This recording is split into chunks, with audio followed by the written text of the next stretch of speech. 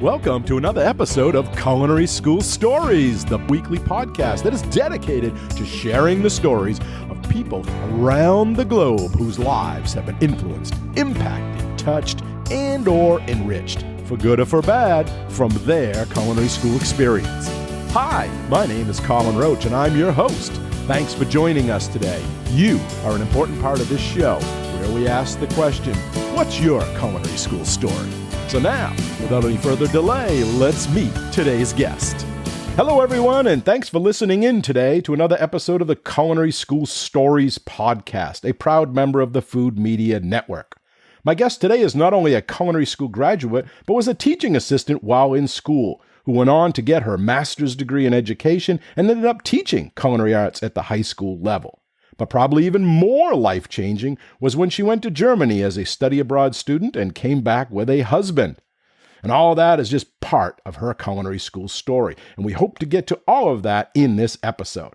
But first, I would like to give a warm welcome to our guest, Stacey Welch-Andrade. Well, hi, Stacey. Welcome. Thanks for being on the show. Hey, thanks for having me. I'm so excited. Awesome. So we have a lot to get to today. So let's start right at the beginning. How did you start out cooking, and when did you first realize that you wanted to go to culinary school?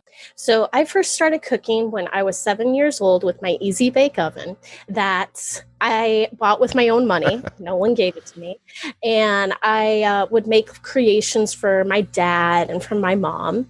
And I just thoroughly loved that. I loved getting dirty with that. And then when I was 11, I started watching food shows. And back then we didn't have the Food Network. There was the Main Ingredient with Bobby Flay on Lifetime. So I would watch him, and I thoroughly loved it. So I decided to twist around one of his recipes, and I wrote to him. I made him a little card and everything, and I mailed it to New York City. A few months later, I get a phone call, and my mom answers the phone, and she was in shock that the phone would be for me.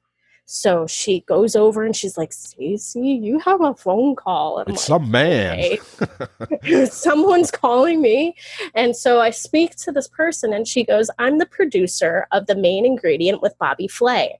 And he was so impressed that an 11-year-old girl twisted around one of his recipes and is so interested in cooking that he would like for you to come to New York City, see a taping of his show, and go to his restaurant. Wow. And I was just like, what? This is amazing. But I did not get to go because we had just moved to Florida from Michigan. So they sent me a t-shirt and a card just to keep me going through cooking and everything. And when I was 14 years old, I got my first job at a smoothie shop where I was originally hired to stand on the side of US 1, or up here in New England, they call it Route 1, and stand in a banana suit in the lovely Florida weather to draw people into the smoothie shop. My first day there, they trained me on how to make smoothies and wraps, which I was over the moon. I had so much fun. I loved it. So yes, I did wear the costume, but I also got to make food as well, which I loved. And another person that had worked in the shop eventually, and I was her supervisor when I was 15, I had keys to the place and everything, was a girl called Megan Fox. And she was one of the laziest people there. What a fun story. That was good times. The first week that she was hired, she goes, I need to have 2 weeks off. And the boss is like, I just hired you. How is that? She goes, well, I'm going to be making a movie in the Bahamas with the Olsen twins. And he's like, well, I can't say no to that. So when that was 15, and then I was in high school, I got into the culinary program my sophomore year because they didn't have it open to freshmen, which really stunk. But I was able to get into that program, and I got a job at a country club as an apprentice. So I left the smoothie shop, and that was when I got to learn all about knife skills and everything right then and there. And I worked from the bottom up. I was doing prep to helping the dishwasher to doing the pantry with salads and desserts. And then my senior year, they finally put me on the hotline, which was exciting, being a young girl on the hotline. And then that summer, after I graduated in high school in 2004, I went to Maine with my boss, and I got to be on the hotline and do desserts. I got to cook lobster, make lobster all the time. It was so much fun. And then throughout high school, I was also doing culinary competitions with Skills USA. And that's where I met Chef Barber. He was one of my judges over in Nationals, which was awesome. And I was really torn about which culinary school to go to. It was either Johnson Wales or CIA. But I eventually decided Johnson Wales because I just wasn't ready to leave my family that quick to go up to New York because we were living in Florida. And I just loved everything that Johnson Wales had offered. And it was just amazing the way that you could personally talk with the chef instructors and everything.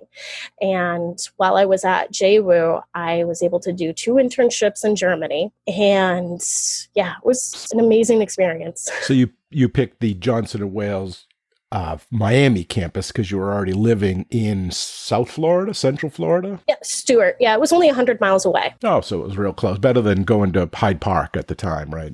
Yeah, exactly. Good. And Chef Barber, he was a judge at this competition and an instructor at Johnson & Wales? Yep. So was he an influence maybe to get to go there? Yeah, a little bit. It was awesome to have him as an instructor, for sure. He just made me laugh nonstop. He told me that the class that I was in, that was the one class that gave him all 5-star reviews as an instructor. It was my class, which as a teacher, I found out was really important. Yeah, we'll get to you being a teacher in just a minute, but let's go back then to that first day. So you decided to go to Johnson & Wales at the Miami campus. So you're there, you're showing up, I guess, with suitcases, you're ready to move in, and what's going through your mind? Tell the listeners what it's like that first day, what's happening, what's the process? Well, 2004 was a very active storm season. So it wasn't like, oh, I'm going to leave my mom and dad. It was more like, we have to drop you off. We need to evacuate. There is a Category 4 storm coming to hit our home. And I remember I was so excited. Oh, I'm going to be staying at Tropical Point, which was going to be the brand new dorms, which were not done. So we had to stay off campus. So I left my folks rather quickly. They made sure I had enough food and everything. And then I was off campus, which this was a whole new experience for me because I had been at home and I figured I was on campus, having all the luxuries of being on campus. Then come to find out I'm off campus and I met people I never had come in contact with before. I mean, it was a brand new experience. I mean, here I am used to being at home and going to work. And then I'm meeting people from New Jersey and Virginia and what their life is like up there. The first time I ever heard about what a Wawa was. And I'm like, what are y'all talking about? And my first day when school actually started after all the storms went by, and Miami didn't get anything. My hometown got hit royally good, though. I expected, okay, I'm going to be in the labs because that's what every student talked about. You're in the labs. No, I had academics first. I had academics. I'm like, come on. I had just got done with that. So it was English and math and all that fun stuff that I had to take my first trimester. But I didn't let that hold me back. I mean, within the first 1 or 2 weeks, I went to the culinary office and said, hey, how can I get involved? I want to do something. I want to get involved. I got to do something. And that's when I learned about the special functions team. And I remember seeing Will Glass and seeing Brian Willoughby walking around in their leadership team gear, which, that was before we were called teaching assistants. And I'm like, I want to be like them. I want to get involved. What do I do? And following week, there was an open house, and I helped Chef Wenninger with his open house. And that was awesome. And we were in HK2. I remember that for a fact, HK2. Hot Kitchen 2. Yeah. So going back, let's talk about academics, because the listeners may not know that. When you go to culinary school, you're not always cooking. I mean, at the university level, college level, you have to take those classes. What are they like? Give them a taste of what it is. Did you like them? Did you not like them? Were they beneficial? Could you maybe go into that a little bit? Yeah, so it's not you're going to cooking school. You actually do need to learn additional math more than what you would do in high school. I mean, this is a full 4-year college. You're going to get an actual degree, not like a little certificate. You are going to be continuing to learn. You do need to know how to write papers. So English was fun. I mean, because I enjoyed writing, which pans that out later in my life for my blog. And then math I never enjoyed. However, when it came to food cost control with Jude Ferreira, I enjoyed that math because that actually was applicable. How many tomatoes do you need to buy? Okay, thank you. Real world terms, not geometry. Geometry means nothing to me, okay? It's more like, how much sour cream do you need to get? There you go. How much does it cost per ounce? What is this? That made sense to me. The square root of something does not make sense to me. I'm sorry. It's too abstract. Exactly. That doesn't make sense to me. So the first year, math again, and then English and science. Science is not my favorite either.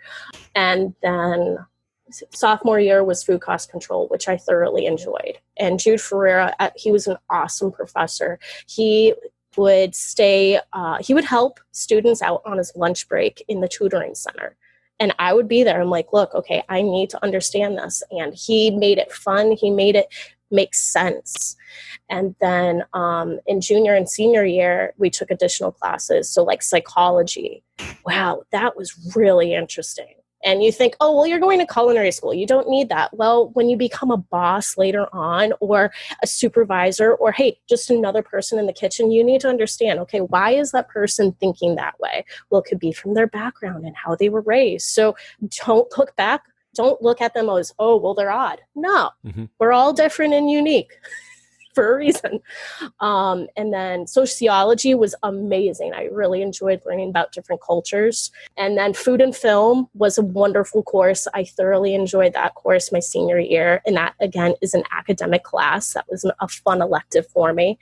And food writing. I love that. Also, again, with food and film and food writing were 2 separate electives, both taught by Michael Moskwa, which I enjoyed so much because you got to, okay, it's like you're learning about food in the kitchens and you're having your hands in it, but then you get to use that with your mind at a different level. I just loved it. Good. And so then you went into labs at some point. Yep. Thinking back, what was your best class, your best lab, and what was your worst and why? I loved everything, honestly. Okay, yeah. And my first lab class was dining room. I'm like, come on, when am I going to get into the kitchen? But Chef Dexy Marsala was a sweetheart. Which that totally helped me for later on at Johnson Wales because I did bartending and serving. I helped her out on events outside of the university, so that really was helpful. Trying to think, meat cutting. I thoroughly enjoyed meat cutting as well. I mean, and that also I got to see how that was applied when I was living in Germany because I was the only girl going, what can I do to get into meat cutting? Like in German, I'm like pointing, I want to get down there. I don't want to be stuck in pastry. I want to get down there. This is so much fun. And they're like, what?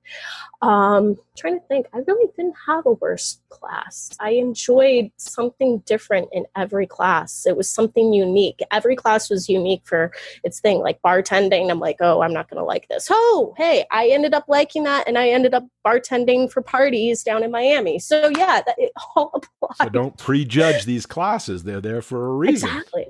You're thinking, oh, well, I just want to be a chef. Well, that's what I thought. And then my senior year, I'm like, I want to get into higher education. And with having an actual 4-year degree, I was able to get my master's. I mean, you never know what life is going to do.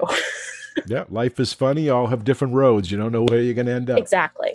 Is there one thing you wish you had known before you got to culinary school that, you found out afterwards? You're like, that would have been helpful, or that would be helpful for listeners to know, like, this is something you should know before you go. Honestly, you could see the students that had never set foot in a kitchen versus that did. So I know laws have changed, but if you can get a couple days in while you're in school, young or old, whatever you're doing, set foot in an actual kitchen. I am so happy that I had my experience before Johnson & Wales, because that really prepared you for what you're going to study. And you got to see, okay, what you learn in culinary school may be different than what you learn in the industry. And that is fine. And guess what? There's so many ways to skin a cat. And I don't know why that saying is like that, but it's true. So many chefs do so many different things differently. And guess what? It's okay to learn them all. Did you find that high school was a benefit? Doing the culinary in high school, was that a help or a good transition going into the college level? Yes, I would say definitely, because since I did culinary competitions, I was fortunate that my school offered the culinary program, which I'm seeing up here in New England. Not a lot of high schools have that, which is kind of sad because, I mean, trades are there. Learn a trade.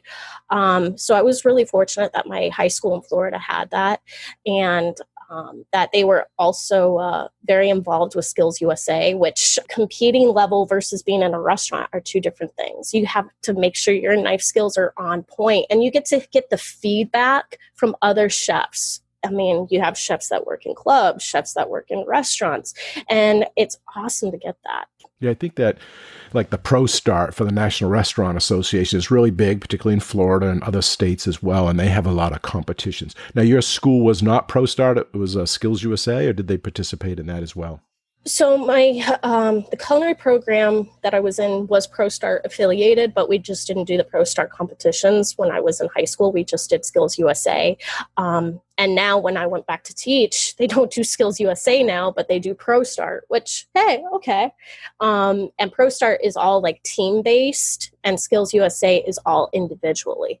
Good. So now you're in school, you're going for your 4-year degree at Johnson & Wales. You have belonged or participated in a lot of extracurricular committees, clubs.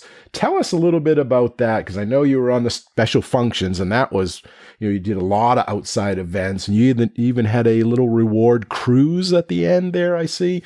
So maybe you could tell the listeners about the importance of getting involved in this, and then some of the things that you got involved in and why it was valuable in your opinion. So what you put into it is what you get out of it. So for students that just go to class and leave, you're only getting that education that you paid for. If you stay to help volunteer for different events and open houses and get to know the instructors, because some instructors have businesses outside of the university, that's extra education that you didn't have to pay for. And you're getting your money's worth, and you're getting an awesome experience. So what the special functions team was a team of all student volunteers. Yes, we did not get paid. You are a volunteer. You are volunteering your time for what we would have would be distinguished visiting chefs, which a visiting chef could be from an old alumni to a famous chef, which we had one chef, which was one of our chef instructors, Chef Wagner. His chef from Germany came over and did a special dinner. And with this, you had students that were in the kitchen, only a select few. Not everyone got to be in the kitchen, and that's okay. And then most of the students would be in the dining room, which I know a lot of students are like, but I want to be a chef. Okay, well, you still got to learn the dining room aspect and how to deal with people. Like you're in the kitchen, you still have to learn how to deal with people too. There was the visiting chef dinners. There was the open houses. There were the career exploration weekends, which were high school students got to come in, which I was one of those students. So it was cool to volunteer for it, to see, is Johnson & Wales really the right choice for me? Or am I sure I want to go to the school? Or am I sure I really want to do this major? So you had those students there too. And there was also the trip around the world dinner, where every kitchen was a country, and we had students helping out chef instructors in the kitchen and helping them get things ready for different stations of food, which was awesome. So special functions team, was a team of students that would volunteer their time for various events throughout the university. And we also went to, I forget what they call it now, but at that time it was Miami Dolphin Stadium, and we would go there and volunteer for the home games in the concession stand. Now you may think, okay, these students are going to culinary school. Why are they going to be working in a concession stand? Well, that's another part of food service. I mean, these students could possibly go on to manage that. And so they have to see that.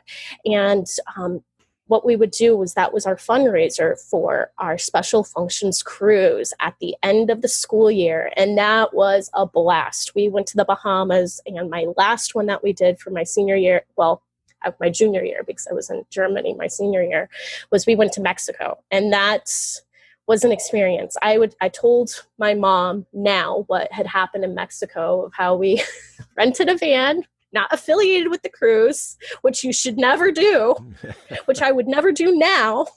And we went up to Cancun, and we got to see the local restaurants and what the locals did. And it was amazing. But would I do that now? No. I can't believe it. You have to be young and stupid once, right? And then there was also in the Bahamas, we had a mopeding accident. The cruise and all the Johnson Wales people told us, do not rent the mopeds on the island. And guess what? We did it. But we weren't alone. We had Chef Raworth with us, right? So it was okay. And then Chef Raworth and another student got hurt. And then the islander said, okay, well, just jump in the ocean. It's fine. And Chef Raworth is like, no, how about I do that? And how about you do what I just did and you jump in the ocean? Oh, yeah, but it'll be very beneficial. And Chef Raworth is now, he now lives up in New Hampshire. And I ended up working for him as an adjunct since I've been living up here in Massachusetts. Oh, so you kept in touch. Which is pretty cool. You never know how your connections work. Now, you mentioned Germany. Tell us about that. That was a study abroad, part of the school curriculum. You get credit for that. Tell us how you picked that country, and then what happened when you were there. So my first internship was for my associate's degree, and it was Chef Wagner, of course, that said, you need to go to BASF in Ludwigshafen, Germany, and work there. That'll be a great internship for you. And I'm like, okay, sure, whatever you say, we'll do it. Not giving any thought. One thing I wish I did was research about Germany and try to learn a little bit about the language and what they do, instead of just going in going, hey, whatever, I'm here.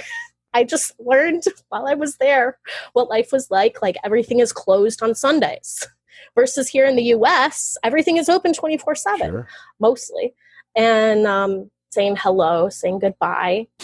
What they eat for breakfast can be significantly different than what we eat, like the pancakes, the bacon, and the eggs. I mean, sometimes you have the eggs, but it was meat and cheese and bread, which I loved. I lived off that. And BASF is the world's largest chemical company. Now, people may think, well, why are you going there for a culinary internship? Well, the place that we were at is where we fed their executives and directors, and we did feed the outside public. It was a restaurant, which was an amazing experience. And while I was there, they told me, if you are interested after you're finished with your degree, we would love to hire you. And when you're done, I said, okay, sure, that sounds great. I would love to do that. And then while we were there, we had a few events, which one of them was Alfons Schubeck, and he is a Michelin star chef in Bavaria. So my husband and I watch German TV still, and we'll see Alfons Schubeck, and I just immediately think of my internship right away from Johnson & Wales. And then for my last internship for my bachelor's degree, I didn't know what I was going to do. I had lived and breathed the university. I was doing culinary related events. I loved it. So another internship, I'm like, okay, I don't know where I should go. And then that's when Chef Wagner said, you should go to Wiesenzig. And I'm like, I'm assuming that's in Germany. I have never heard of this place. And he said, yeah, you should go here. I'm like, okay, fine, I'll do it. You told me about ASF, why not? And this internship I did not get paid at. So I had to make sure I had plenty of money saved. But they did have room and board for us. So basically we were working for that. And that was an experience because the chef is French and he now lives in Germany. So he knows not to waste anything. like freezing vegetable scraps for the stock, using every part of the animal, making pate. I did pate a few times in school, but to actually see a restaurant continue to make it, most of the time they buy it. So that was a really awesome experience. And then my trip over there was one thing. There was a lot of storms happening in Europe, and this is the one time I did not pack any extra clothes. And of course, the airlines lost my luggage, and the trains were all a mess. I was supposed to arrive there at 10 a.m. I ended up getting there by 9 p.m. that day. It was crazy. And I remember when I walked into the kitchen, I see this guy just looking at me, and I'm like, okay, I am exhausted. I don't know what's going on. I don't know where I'm at. I'm in this little village. It's literally a little village. We're near the city. And he just stopped and was looking at me, and I'm like, oh, hey, okay. And they're all like talking to me in German. I'm like, oh, crud, I wish I remembered my German from 2 years ago. And I'm like, okay, it'll all come back. It'll all come back, because they didn't speak that much English. It was either that or French. And I'm like, I don't know French. I know kitchen French, but that doesn't help right now. And I remember the chef yelling at this guy saying, get back to work. And I'm like, okay, that I understood. And after they showed me around in this restaurant, it's like, okay, this will be a fun internship, especially when I get my clothes and my knives. I'll be really happy. And that the next day they had me come down in my cowboy boots and jeans and say, hey, you can prep, right? Like, sure, why not?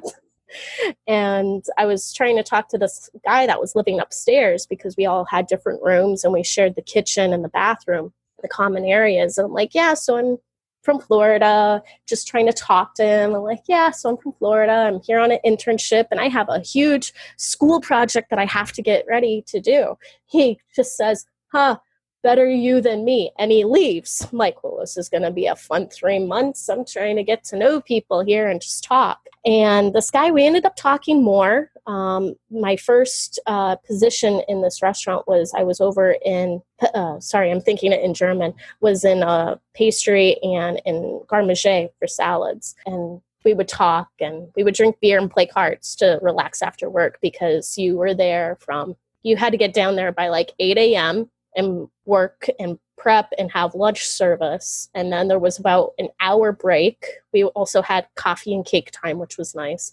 But you had like about an hour to 2 hour break. And then you had to go back downstairs for dinner. So it was an all day thing. Wow. And no money. And no money. Exactly. And no money.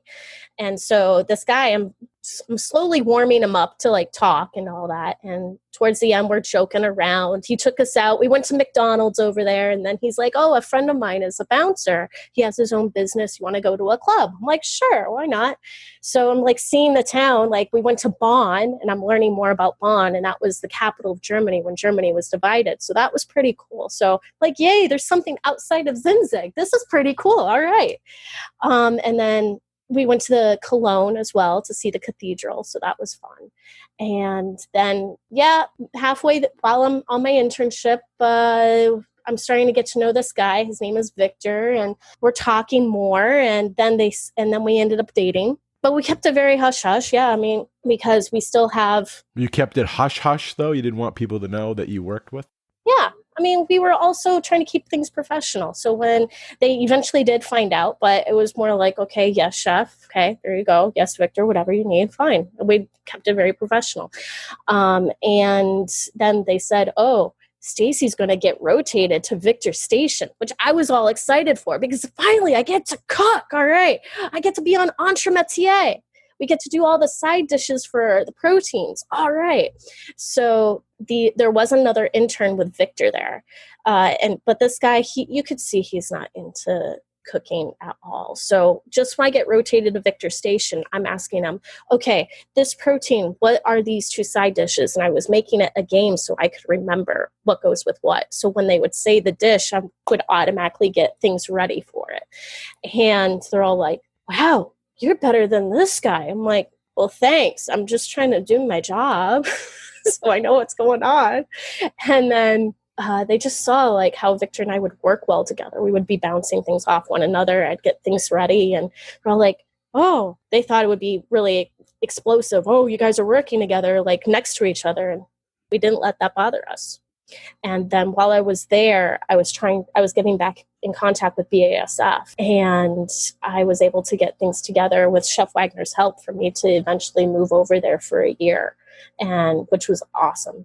And then you moved back, and you obviously got married and have a family now. Yeah. So I tried to stay longer in Germany, but the economy had hit hard in 2008 to 2009 in Europe, like how it had hit hard over here. So I told him, look, I won't be able to stay. And he goes, well, I'll come with you. So like, are you sure? I mean, all your family and friends are here. He goes, well, I never see them because I'm busy working and I want to be with you. I'm like, okay, that works. So I had to come back, and in January of 2010, he moved over.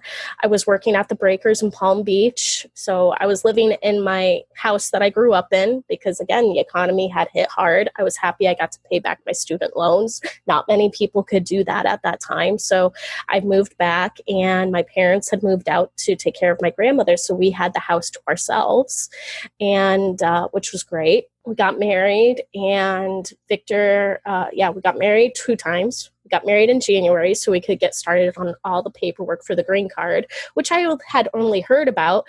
But then to actually do it yourself is like this thick of paperwork to do. Crazy. And there's also cost added to that. It was close to $2,000, which no one tells you of how expensive it is to do all the correct processes for this. So we did it. And in March, we had our wedding that we actually planned. So I got to actually wear my wedding dress. I didn't work the night before like I did before in January, which all the guys in the kitchen were all like, don't do it. I'm like, really? Thanks for the support. And then it was in July that he officially got all of his green card paperwork, and he could finally look for work. And he ended up working up in Vero Beach at John's Island, which is a very private country club. They have close to 3,000 members though, which is amazing. And then we then were starting to have a family. That time I was the executive sous chef at the country club that I was an apprentice at. And I was working very closely with my old high school and having apprentices come over and work with them. And one of the apprentices is Dallas Wynn, wow, who has done very well. She's kicking butt in Miami. I'm so proud of her. I knew she would do amazing things. She was just a hard worker at a young age and had such a passion for food. And now she's doing awesome as an executive pastry chef. So I was really happy I got to do that. And then when we started having a family, I ended up teaching at my old high school for a few years. How was that? Now, coming from a student when you were in school now to being the teacher, seeing it on the other side, what was that like for you? So, I mean, by that time, I had come out of my shell. In high school, I was very shy with everything. And in the kitchen, I was totally different. I was outgoing. But in high school, I was just very to myself. I didn't get involved with all the drama of high school and all that fun stuff. So when I see my students that are all like going through all the fun dramas of high school, they're like, well, Chef, you must have been popular. I'm like, yeah, right. No, I hung out with the drama kids because they had so much life and I was just more involved in culinary. Really? You were involved in culinary? I'm like, yeah, I knew at that age that I wanted to do that. Wow. And then seeing them all like stressed out about testing. Oh my goodness. I was so thankful that I was able to squeeze in, like I didn't have to pass the FCAT in order to graduate high school.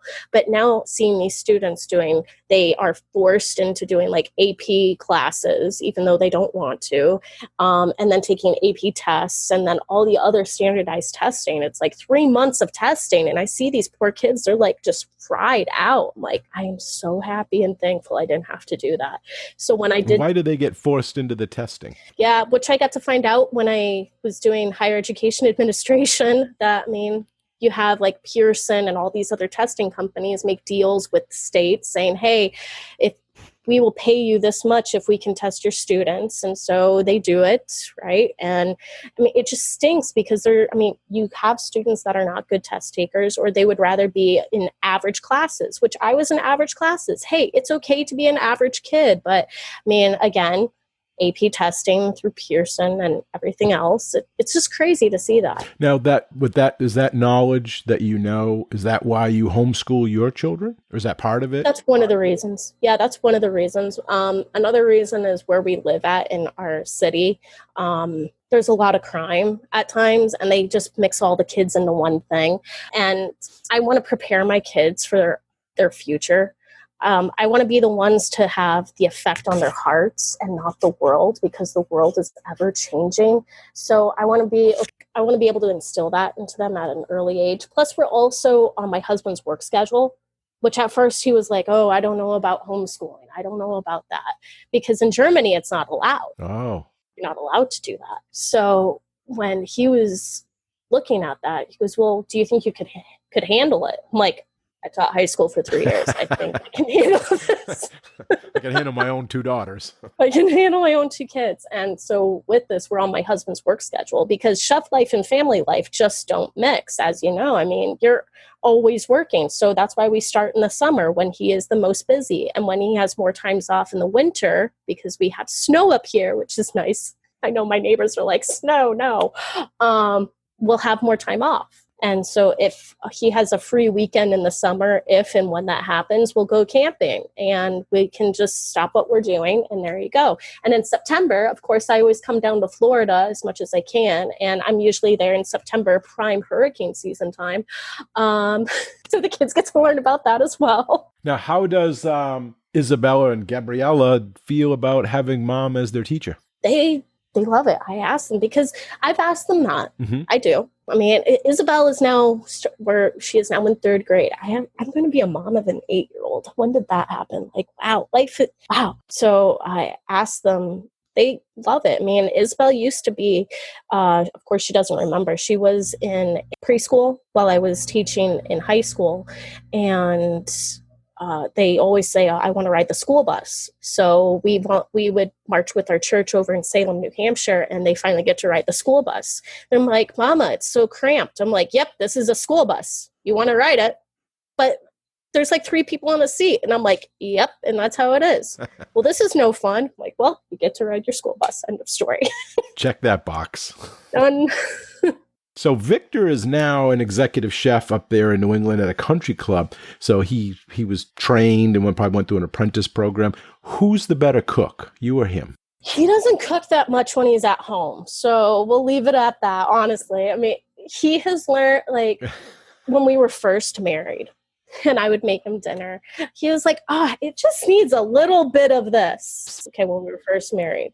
And I'm like, okay, I am your wife now. Please be thankful for what you have. Like, come on. But there are honestly, sometimes I'm like, okay, honestly, what did you think? What do you think this means? And he'll be honest with me, which is how we grow with one another with that. Because he'll ask me for ideas as far as lunch ideas or dinner ideas for the club, which is fun because he knows I enjoy that. And now that I have my cookie business, I'll be like, here, taste this. What do you think it needs? How's the consistency? How's the flavor? And we bounce things back off one another. But honestly, yeah, there are days, and he can see it in my face if I just go, how was dinner? It's good. Great. I'm wiped out. It was a long day with the girls. Thank you.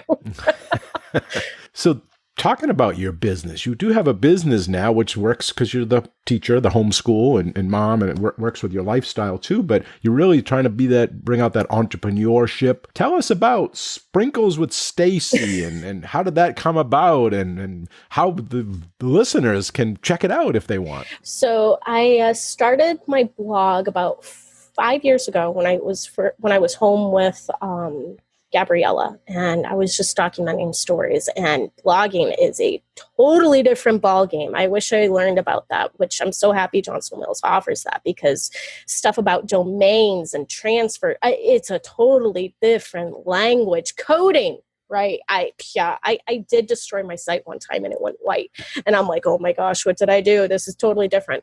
So I just what was it? 2 years ago, I changed it to a new domain and to Sprinkles by Stacey, and it had more, because Victor goes to me, he goes, you do realize you have more baking recipes on your blog than you do savory. Like, well, yeah, because savory, you can just throw things together and there you go. I mean, and that's it. And baking, it needs to be a kind of a strict recipe, because if you mess it up, it's a formula. There you go. And he goes, you do realize that? Like, no, I didn't realize that. And so he left it at that. And then in March, I took a cookie decorating class, which, I mean, is the biggest thing right now with these sugar cookies, and they look like pieces of artwork. It's amazing. I'm like, wow, look at the attention to detail. And so in March, I had one of my MOPS moms, which MOPS is short for Mothers of Preschoolers. When I am not blogging or baking or homeschooling, being a mom and all that, I am a MOPS volunteer, which overlooks the groups in New England, all these moms groups, which is an amazing ministry, and I love it. I absolutely love it. So she came to our group and she gave us a class. And this mom, seeing her, a mom of 3 children, now has her own business after she just took a cookie class. I was like, wow, look at her go. I follow her on Instagram and it's just amazing. And she has no culinary background either. And I'm like, wow, look at this. She is gifted. This is beautiful. And so I took a class. She gave this class to us before the virus broke out. So that was our last meeting, was a cookie class. And I'm like, I am loving this. I am loving this. This is art. And so I decided to take some more classes during quarantine, because there was nothing else to do while you're at home, right? Everyone's baking sourdough bread. And I'm like, yeah, well, let's work on sugar cookies. Okay. End of story. Done. And I just go to Victor. I'm like, you know what? I am really loving this. He goes, yeah, you're baking cookies every day. I'm like, so what do you think if I could bake these cookies and actually sell them? Because I keep on baking them. And he goes, as long as you can handle it. I'm like, I can handle it. He goes, I don't want you to get too crazy because this could blow up. I'm like, no, I will learn to say no. And I've had to. And so I looked it all up online, and I had the behavioral health inspector come in, check out my house. And he's like, as far as I'm concerned, you're in business. Done. Like, that was easy. It was that easy. So I ordered business cards, and thanks to my blog, I already had my logo. I already had my website. So I just added the area for the baking part, and there you go. Wow. So what is the website? It's called sprinklesbystacy.com. And I have a little section for shop. I cannot ship across state lines. That is one of the rules within cottage food laws, because I am making it from my house. But I am able to get away with that a little bit by hand delivering things, because I know a lot of people in New Hampshire, because that's where we go to church. So I'm able to do that. But I cannot ship across state. Now, do you sell it like a farmer's market or any retail thing? Yeah, that I can do. But again, I don't want to get it too big, because, Victor's like, you gotta learn to say no. So it's more like I post things on Instagram or on Facebook. And then that friend goes, hey, can I order these from you? So I just finished up yesterday. I made sunshine cookies for a friend of mine who is a teacher. She wanted to give cookies to her students. And she goes, feel free to add your business card to every single one of those sunshine cookies for the parents. I'm like, advertising for me. Thanks, Gary. All right. So at least they could go on to sprinkleswithstacy.com and see some of your work, right? They could see some of the photos and... Yes, Sprinkles by Stacey. Sprinkles by Stacey. Okay. Yeah. I'll put that in the show notes, because if anybody wants to see it, they'll make sure it's there. sprinklesbystacy.com, and I'm also on Instagram. I also have my Facebook page. I do have Twitter, but I never use it, honestly. I have it, but it's there. But it's mostly Instagram and Facebook. I have one for my business, and then I have an Instagram for my personal life, which is open because I homeschool, and that's how I connect with other homeschooling families. And then, of course, I'll throw out some of the cookie stuff out on that page, just to show other homeschooling moms, hey, if you need anything, I'm here. Tell us about MOPS. How could someone find out about that if they were interested? Oh, MOPS is amazing. So I was right after I had Isabel in 2012, I was invited to go to a MOPS meeting, and I figured, I don't need that. This is just another mom's meeting. What are they going to talk about? Diapers, and that's it. But my first meeting there, it was all about motherhood and faith. because at that time I was going through a hard time because I was encouraged so much in culinary school saying, you're going to go so far. You're going to do this. You're going to be like Michelle Bernstein. You're going to be like this. And now I'm at home and I'm married and I'm at home with my kids. Am I really doing everything that I was encouraged to do? And I mean, there are times that I have felt that way. Am I doing everything that I was encouraged so much? It's like, is being at home as a mom enough? And that first conversation I had at a MOPS meeting, I'm like, I'm raising the next generation. I'm raising another human being that is going to have an effect on this planet and how they react with other people. Are they going to react with anger, or are they going to react with others with love like Jesus did? And I'm like, oh my goodness, I am doing something important. It's not about me anymore. It's not about my purpose. It's not about what I have done. It's whose life am I going to change? It's not my purpose. It's his purpose through me more.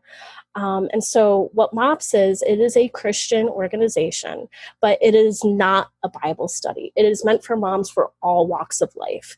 And so I have met moms that have had drug abuse, physical abuse, stuff I had never encountered before.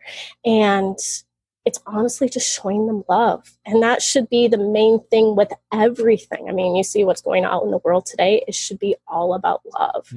There was no war, just love, no condemnation. And so what MOPS is, it's short for Mothers of Preschoolers. And it's based in Denver, Colorado.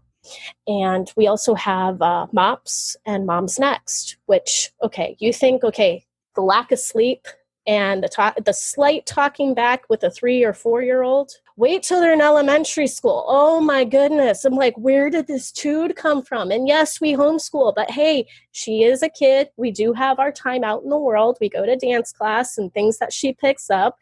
But it's like, God, give me grace. How am I going to react to this? I need to do something before I say something stupid and have an ultimate effect on her life.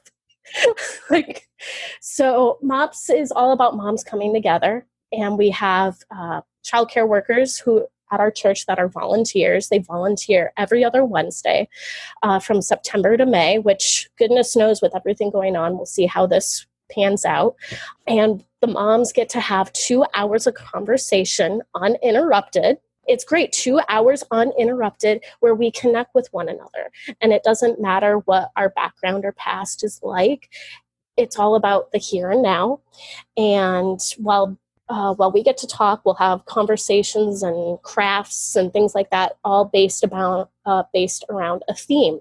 And every year we have a theme. So this new theme that MOPS International is having is called Decide to Rise, arising as a mother, protecting her kids. Perfect timing around a crazy pandemic and every other crazy thing that is happening in our country and around the world, because MOPS is a global organization. It is in 67 countries.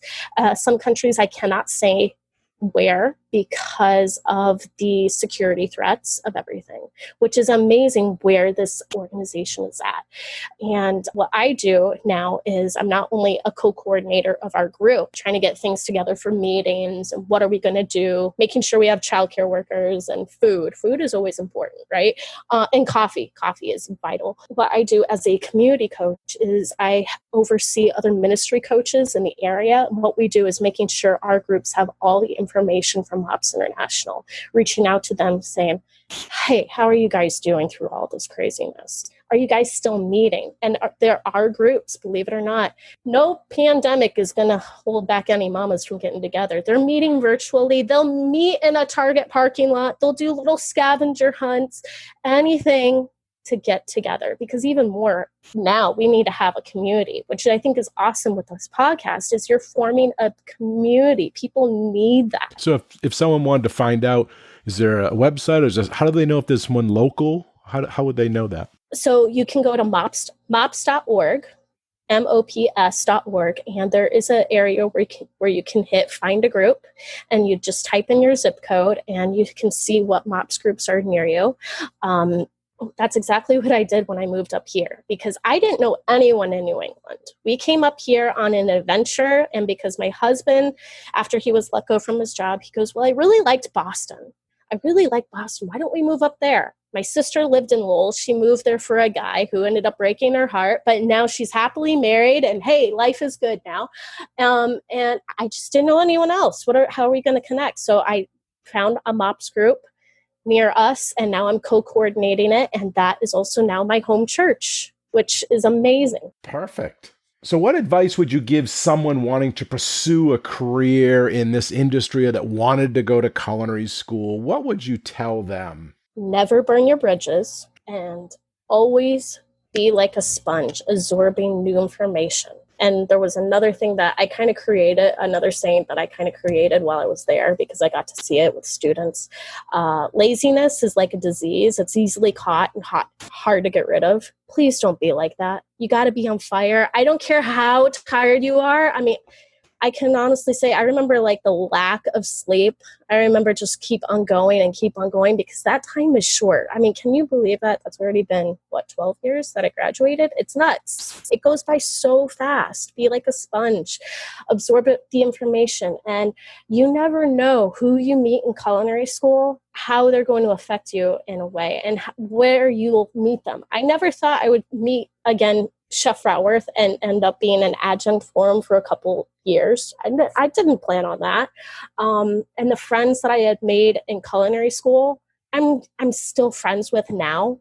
High school, not so much. Forget that. No. So always keep learning. And I remember Chef Nograd had a little saying about that. Always keep learning. Have an open mind for sure, because there's so many. Well, back in my restaurant, we did it like this. Okay, you know what? There's so many other ways to do something. Don't think with that mentality. Always keep learning and never burn your bridges. Great. Well, as we come to the end of our chat today, and before we wrap up, thinking back now that you have this perspective, was culinary school worth it? Thinking about all the time, the money, everything that you went through and the challenges. Would you do it all again? Would you change anything? I would not change a thing. Yes, I'm still paying back those loans, kids. Yes, I am. Still will. I don't know how long till that is just how things are set up here. And there you go. And you knew that full well when you signed the dotted line. I would totally do it again. I know that I'm in a different area of the industry. I have my master's in higher education administration, but without having my actual 4-year degree, I wouldn't be able to pursue other things. And I'm still active in it, and the memories and the experiences that I had from JWU, they still live on. And yes, to this day, blue and gold still runs through my veins. And I'm not talking about my high school, I'm talking about JWU. I still tell people all about JWU. And yeah, I'm not that far from Providence, but I still haven't been there yet. You have to go visit. Alumni Day. Yes. Cool. Well, that is just about all the time we have for this episode. And I want to first thank you, Stacey, for coming on the show today and sharing your culinary school story with all of us. We really appreciate your insight and your honesty and the time that you spent with us. Thank you so much for having me. I had a blast. It was awesome reconnecting with you. Oh, it's good to see you, and all the best, and take care. Thank you. All right, bye-bye. Bye-bye. And a big thanks and appreciation also goes out to all of you, the listeners. We hope you enjoy the show and this episode. You all are a big part of this show, so please let us know what you think.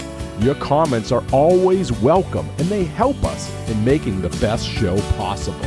You can email them to culinaryschoolstories@gmail.com. That's culinaryschoolstories@gmail.com.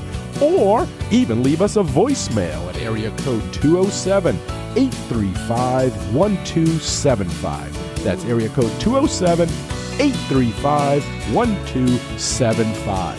And if you like the show, we have a big ask of all of you, and that is to share the podcast with everyone you know, and to give us a positive rating and review on Apple Podcasts.